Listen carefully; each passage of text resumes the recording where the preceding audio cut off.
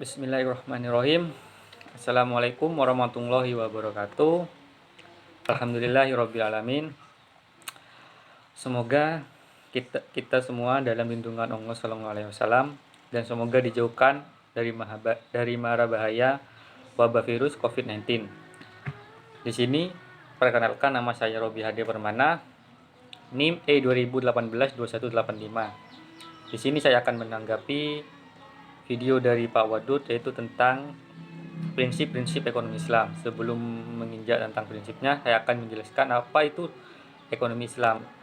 Dilihat dari definisi ekonomi Islam. Ekonomi Islam adalah sebuah cabang ilmu yang membahas ataupun mempelajari perilaku manusia dalam memenuhi kebutuhan ataupun memuaskan dengan mengalokasikan dan mengelola sumber daya untuk mencapai falah berdasarkan prinsip-prinsip nilai dan nilai-nilai Al-Quran, sunnah, ijma, dan qiyas.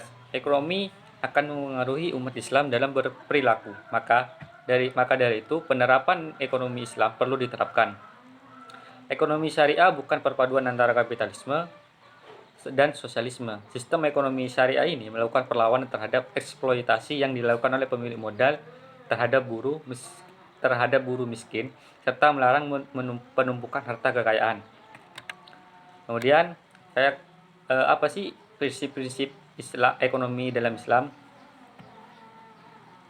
Yang pertama, secara umum prinsip ekonomi Islam terbagi menjadi 3 bagian.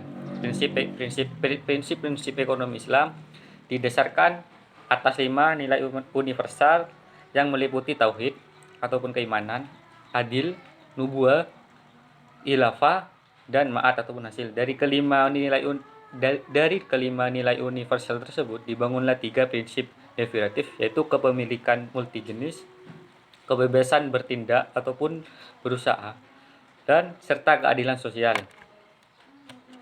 5 nilai universal memiliki fungsi seperti fondasi, yaitu menentukan kuat tidaknya suatu bangunan. Tauhid ataupun keesaan Allah memiliki arti bahwa semua yang kita lakukan di dunia ini akan dipertanggungjawabkan kepada Allah di akhirat kelak. Adil memiliki arti bahwa Allah telah memerintahkan manusia untuk berbuat adil dan tidak menzolimi pihak lain demi memperoleh keuntungan pribadi. Yaitu yang dimaksud dengan adil itu Allah itu memerintahkan manusia untuk berbuat adil dan tidak menzolimi pihak lain untuk mencari keuntungan dalam dunia ekonomi ataupun dunia bisnis begitu. Kemudian nubuah ataupun kenabian menjadikan sifat ataupun sikap Nabi sebagai tauladan dalam melakukan segala aktivitas dunia. Khilafah ataupun pemerintahan, peran pemerintah dalam memastikan tidak ada distorsi sehingga perekonomian dapat berjalan dengan baik. Ma'at ataupun hasil, dalam hasil ataupun laba yang diperoleh di dunia juga menjadi laba di akhirat. Dalam ekonomi Islam itu riba itu tidak ada begitu. Bagian kedua memiliki fungsi sebagai tiang yang merupakan turunan dari nilai-nilai universal tersebut. Di halnya multiple ownership ataupun kepemilikan multijenis yang merupakan turunan dari nilai tauhid dan adil, Islam mengakui kepemilikan pribadi, negara maupun kepemilikan campuran. Namun pemilik primer tetap itu hanya Allah Sallallahu Alaihi Wasallam. Kemudian kebebasan bertindak ataupun berusaha merupakan turunan dari nilai nubuah, adil, dan khilafah. Nilai ini memiliki arti bahwa setiap manusia memiliki kebebasan untuk bermuamalah ataupun bermuamah.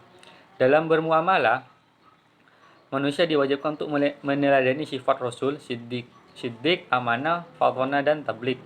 Adapun sifat-sifat seperti Rasulullah SAW, yaitu seperti halnya siddiq, amanah, fadhona, dan tabligh. Selain itu, tetap harus menjunjung tinggi nilai keadilan dan taat kepada aturan yang berlaku dalam pemerintahan agar tidak ada distorsi dalam perekonomian. Kemudian keadilan sosial merupakan turunan dari nilai khilafah dan ma'at ataupun hasil. Nilai ini keseimbangan sosial.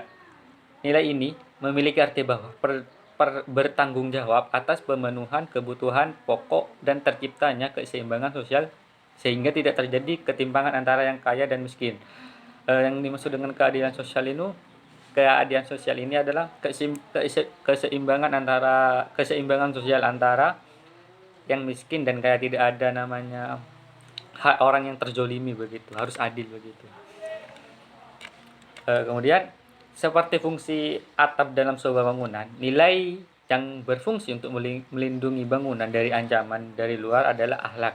Akhlak merupakan sikap manusia dalam bertingkah laku yang diharapkan sesuai dengan teori dan ekonomi Islam tersebut. Terima kasih, hanya itu saja yang mungkin saya bisa sampaikan. Kurang lebihnya mohon maaf. Wassalamualaikum warahmatullahi wabarakatuh.